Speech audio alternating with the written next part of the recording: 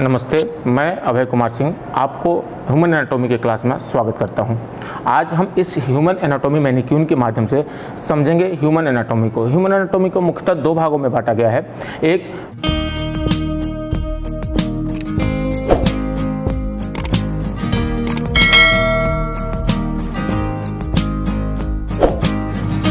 Physiology, दूसरा morphology. Physiology में हम क्रिया विज्ञान को पढ़ते हैं, फंक्शन को पढ़ते हैं, जबकि मॉर्फोलॉजी में हम आकार के बारे में अध्ययन करते हैं। आते हैं, सबसे पहले हम पढ़ते हैं श्वसन तंत्र, रेस्पिरेटरी सिस्टम। आइए समझते हैं श्वसन तंत्र को। श्वसन तंत्र में काम आने वाले मुख्यतः अंग हमारे नाक, जिसे हम नेसोफेरेंक्स बोलते हैं, नीचे larynx, trachea, main bronchi, left and right bronchi, bronchioles, alveoli, ये सब अल्वियोलिस मिला के बनता है लंग्स, और डायफ्राम मसल्स। आते हैं, इस प्रक्रिया को देखते हैं। जब हम सांस लेते हैं तो सांस हम नाक के द्वारा लेते हैं, अगर नाक बंद हो तो मुंह के द्वारा लेते हैं। तो जब हम नाक के द्वारा लेते हैं तो उसे नेसोफेरेंक्स से वायु जो है वो फेरेंक्स में जाती है, और मुंह से लेते हैं तो ओरोफेरेंक्स के माध्यम से वायु जो है वो फेरेंक्स में जाती है। नेसोफेरेंक्स ओरोफेरेंक्स के माध्यम से फेरेंक्स में पहुंचती है, फेरेंक्स से ट्रैकिया के होते हुए मेन ब्रोंकी, मेन ब्रोंकी से लेफ्ट और राइट ब्रोंकी। आप देख सकते हैं यहाँ पे लेफ्ट और राइट ब्रोंकी को, ये है आपका राइट ब्रोंकी, लेफ्ट ब्रोंकी, और फिर ये ब्रोंकी छोटे छोटे भागों में बढ़ जाता है, जिसे हम बोलते हैं ब्रोंक्यूल्स।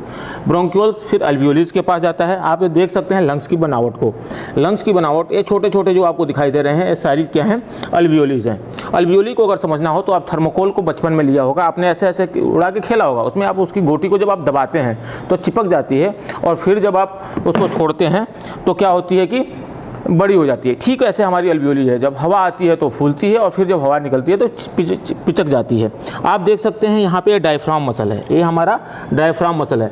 जब हम सांस लेते हैं तो डायफ्राम मसल हमारी ऊपर की तरफ जाती है, ऊपर की तरफ जाती है तो रिब्स को फैलाती है और लंग्स को हवा लेने के लिए जगह मिलता है। और जब हम सांस छोड़ते हैं तो फिर हमारी ये डायफ्राम मसल नीचे को जाती है और रिब्स जो है जो अपनी तनाव को पूरा करती है, और हमारी जो हवा है वो बाहर निकलती है। नॉर्मल क्रम में हवा का लेना और हवा को छोड़ना, इसको हम ब्रीदिंग बोलते हैं। लेकिन ली हुई हवा जब अल्वियोलिस के पास पहुंचती है तो अल्वियोलिस के पास हार्ट से ब्लड आया हुआ होता है जो डीऑक्सीनेटेड होता है। वह ब्लड कार्बन डाइऑक्साइड अल्वियोली को देता है और ऑक्सीजन को लेके पुनः हार्ट को जाता है, और हार्ट से फिर हर एक सेल को जाता है, और सेल में फिर ऑक्सीजन को देके कार्बन डाइऑक्साइड को ग्रहण करता है और पुनः हार्ट में आता है, और हार्ट में आने के पश्चात पुनः लंग्स में, और लंग्स के बाद जब बाहर निकलता है तो उस पूरी प्रक्रिया को हम रेस्पिरेशन कहते हैं। इस तरह से हमने देखा रेस्पिरेटरी कैसे हमारी काम करती है, श्वसन तंत्र हमारा कैसे काम करता है, रेस्पिरेटरी सिस्टम को समझा। इसमें पुनः एक बार हम दोहरा दें, सबसे पहले नाक से सांस लिया, नाक से सांस लेने के पश्चात नेसोफेरेंक्स, नेसोफेरेंक्स में हमारी होती है सिलिया जो फिल्टर करती है, उसके बाद होते हैं म्यूकस मेम्ब्रेन जो हवा को नमी प्रदान करते हैं, उसके बाद होते हैं ब्लड वेसल जो हवा को शरीर के टेम्परेचर के हिसाब से गर्मी प्रदान करते हैं, तापमान देते हैं। पुनः वो हवा हमारे bronchi, trachea, main bronchi, left right bronchi, bronchi से ब्रोंक्यूल्स, ब्रोंक्यूल से फिर अल्वियोली, अल्वियोली से ऑक्सीजन का आदान प्रदान होता है और कार्बन डाइऑक्साइड ऑक्सीजन का, और पुनः वह वापस बाहर निकलता है। इस तरह से हमारा पूरा रेस्पिरेशन प्रक्रिया पूरी होती है। धन्यवाद।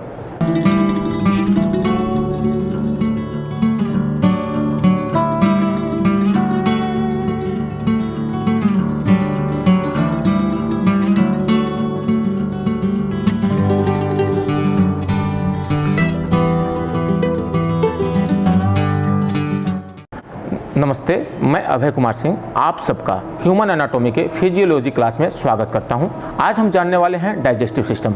डाइजेस्टिव सिस्टम 6 भागों में पूरा होता है। सबसे पहले ingestion, then salivation, then propulsion, digestion, absorption and defecation.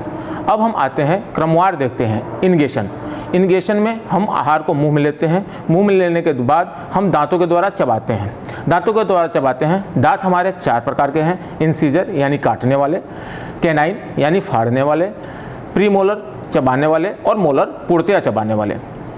जो प्रीमोलर होते हैं उसे काटना और चबाना, फाड़ना और चबाना दोनों काम हम कर सकते हैं। अगर उनको संख्या के हिसाब से बांट देखें तो इंसीजर 8, कैनाइन 4, प्रीमोलर 8 और मोलर 12 होते हैं। इस प्रकार कुल 32 दांतों की बाट है। जब हम उसको चबाते हैं उसी समय सलाइवा ग्लैंड से सलाइवा निकल के हमारे आहार में मिल जाता है, जिसे हम सलाइवेशन कहते हैं। यह सलाइवेशन के उपरांत हम उसको निगलते हैं और हमारे एसोफेगस में खाना, जो एसोफेगस हमारा मस्कुलर होता है, ऊपर से जब प्रेशर जनरेट होता है तो आहार धीरे धीरे धीरे धीरे पेट की ओर जाता है। जब इस प्रक्रिया को हम परपल्सन की प्रक्रिया कहते हैं। जब पेट में खाना पहुंचता है तो पेट में गैस्ट्रिक जूस निकलता है, जिसमें HCl, पेप्सिन, रेनिन जो खाने को पचाने का काम करता है। मैक्सिमम खाना पेट में पच जाता है। पचने के उपरांत खाना छोटी आंत में जाता है। जहाँ छोटी आंत में जा रहा होता है, इसी को हम इस मेनिक्यून में अगर देखें तो आप देखेंगे कि ऊपर से ये हम खाना को मुंह में लिया, मुंह में खाना लिया इंगेशन, उसको हमने चबाया सलाइवेशन, यहाँ सलाइवा मिल गया, फिर आहार नाल में आया। आहार नाल में आया तो यहाँ जहाँ आहार नाल और विंड पाइप होता है, यहीं पे एक एपिग्लोटिक्स होता है। एपिग्लोटिक्स क्या करता है, विंड पाइप को बंद कर देता है। आहार एसोफेगस आहार नाल में आता है और उसके बाद ये आप देख रहे हैं यहाँ पे पेट है, पेट में आ गया। अब पेट में देखें और ये हमारा लीवर है। लीवर को हम chemical factory of the body कहते हैं। पेट में आया, पेट से खाना का पेट में डाइजेशन में आपको हमने बताया कि यहाँ पे गैस्ट्रिक जूस निकलता है। गैस्ट्रिक जूस में क्या है कि HCl, पेप्सिन, रेनिन जो खाने को पचा रहा होता है। खाना पचने के पश्चात अर्धपचित खाना जो पूर्णतया पचा नहीं है लेकिन मैक्सिमम पच गया है, छोटी आंत में बढ़ता है। आप यहाँ पे देख सकते हैं, यहीं पे पैंक्रियाज है, पैंक्रियाज का एक डक्ट यहाँ खुला हुआ है और लीवर में आप यहाँ देख सकते हैं गॉल ब्लैडर। गॉल ब्लैडर जिसे हम पित्त की थैली बोलते हैं, इसमें बाइल जूस होता है जिसे हिंदी में पितरस भी हम जानते हैं। और यह दोनों यहाँ पे क्या करता है, छोटी आंत में जब खाना प्रवेश करता है यहीं पे खाने में मिल जाता है और जो खाना पचा नहीं है उसको पचाने का काम करता है। छोटी आंत में खाना ट्रेवल करना शुरू करता है। छोटी आंत जो 6 से 7 मीटर लंबी होती है, इसमें चूंकि अब छोटी आंत में अब्जॉर्प्शन की कार्रवाई होती है और शोषण की कार्रवाई होती है। इसमें जो हमारे न्यूट्रिएंट्स होते हैं जिसे हमारे शरीर को आवश्यकता होती है उसका अवशोषण किया जाता है। तो अवशोषण के लिए ब्लड वेसल होते हैं जिसे हम विली या विलाई कहते हैं और वो के द्वारा खाने के पचे हुए खाने के जो न्यूट्रिएंट्स होते हैं उनका अवशोषण किया जाता है और खाना ट्रेवल करना छोटी आंत में शुरू करता है। आप ये देख रहे हैं छोटी आंत जो 6 से 7 मीटर लंबी होती है, इसमें खाना ट्रेवल हो रहा है। अब छोटी आंत यहाँ बड़ी आंत में मिलती है, इस हिस्से को सेप्टम बोलते हैं। अब बड़ी आंत में खाना आगे बढ़ता है खाना और यहाँ पे जो पानी और चीज़ें होती हैं उसका बड़ी आंत में अवशोषण हो जाता है। असेंडिंग पार्ट, ट्रांसवर्स पार्ट और डिसेंडिंग पार्ट। और इसका जो बड़ी आंत का जो सबसे नीचे वाला भाग है जिसे हम रेक्टम बोलते हैं, यहाँ पे अर्धपचित अर्ध ठोस सेमी सॉलिड जो खाना होता है वो जमा होता है और पुनः डेफिकेशन की कार्रवाई में वह बाहर निकल जाता है। इस प्रकार आप देख रहे हैं कि हमारा जो डाइजेस्टिव सिस्टम है वह 6 भागों में पूरा होता है। अगर सरसरी तौर पे देखें तो हमने खाने को खाया, इंगेशन, चबाया, सलाइवा इसमें मिला, सलाइवेशन निकला, यहाँ पे हमारा एपिग्लोटिक्स है, एपिग्लोटिक्स ने विंड पाइप को बंद किया, खाना आहार नाल में गया और परपल्सन कार्रवाई होते हुए वो हमारे पेट में आया। पेट में गैस्ट्रिक जूस निकला, गैस्ट्रिक जूस ने उसको खाने को पचाया।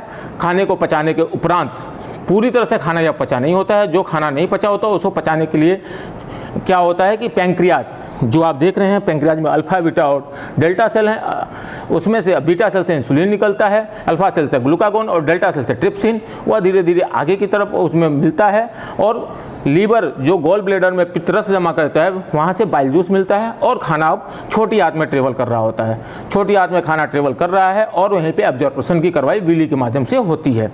जो न्यूट्रिएंट्स होते हैं वो हमारे ब्लड में मिल जाते हैं और ब्लड के थ्रू हर एक सेल को पहुँचते हैं।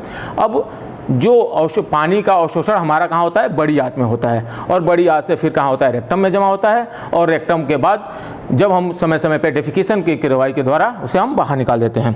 आप यहीं पे देख सकते हैं यह अपेंडिक्स है जो बड़ी आंत के साथ जुड़ा होता है। इसी के साथ हमारा यह डाइजेस्टिव सिस्टम समाप्त होता है। धन्यवाद।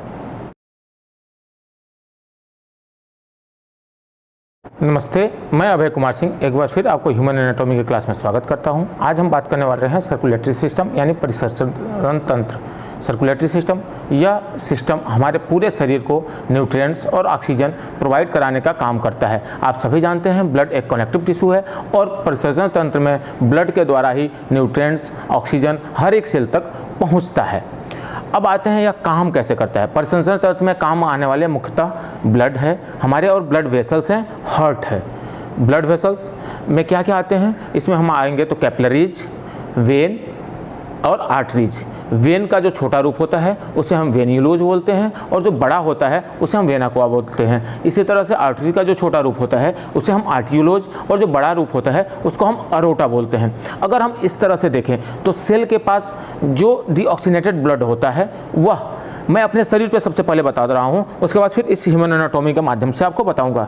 तो जो डीऑक्सीनेटेड ब्लड होता है वो कहाँ आता है? ब्लड में आता है कार्बन डाइऑक्साइड, और कार्बन डाइऑक्साइड को लेके ब्लड जो है डीऑक्सीनेटेड है और वह धीरे धीरे वेन से वेना कोआ की तरफ, और वेना कोआ सबसे पहले राइट साइड की एट्रियम में आके नीचे से जो वेना कोआ आती है उसे इन्फीरियर वेना कोआ, और जो ऊपर से वेना कोआ आ रही है उसे सुपीरियर वेना कोआ कहते हैं। दोनों राइट साइड के एट्रियम में ब्लड को लाती हैं, और यहीं से एक वॉल्व लगा हुआ है जिसे हम ट्राइस्कुपिड वॉल्व करते हैं। यह वॉल्व के माध्यम से अगले जो होता है वो आता है राइट वेंट्रिकल में। राइट वेंट्रिकल से जो ब्लड है वह कहाँ जाता है? लंग्स को जाता है ऑक्सीजन लेने के लिए। इस नाते यहाँ पे एक पुल्मोनरी आर्टरी होती है जो ब्लड को लेके जाती है, और वहाँ पे जो वॉल्व लगा होता है उसे हम बोलते हैं पल्मोनरी वॉल्व। अब यह वॉल्व जो है इसकी आर्टरी के माध्यम से पल्मोनरी वॉल्व खुला, ब्लड जो कहाँ गया? पल्मोनरी आर्टरी के थ्रू लंग्स में, और लंग्स से फिर उसने क्या किया? ऑक्सीजन को लिया। ऑक्सीजन लेके फिर पल्मोनरी वेन के थ्रू लेफ्ट एट्रियम में आता है। लेफ्ट एट्रियम के बाद यहाँ पे एक वॉल्व होता है जिसे हम बाइस्कुपिड वॉल्व बोलते हैं। बाइस्कुपिड वॉल्व से फिर लेफ्ट वेंट्रिकल में, लेफ्ट वेंट्रिकल से फिर यहाँ पे अरोटा है। अरोटा के पास जो वॉल्व लगा होता है उसे हम बोलते हैं एरोटिक वॉल्व। एरोटिक वॉल्व के थ्रू अरोटा में, और अरोटा फिर पूरे शरीर को लेके जाता है। इसी कार्रवाई को हम इस मैनिक्यूल में देखते हैं।